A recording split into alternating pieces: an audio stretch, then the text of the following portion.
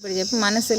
మనసులోన ముక్తి మరి యొక్క చోటను వెదకబోవువాడు వెర్రివాడు గొర్రె చంక పెట్టి గొల్ల వెదకు రీతి విశ్వదాభిరామ వినురవేమ.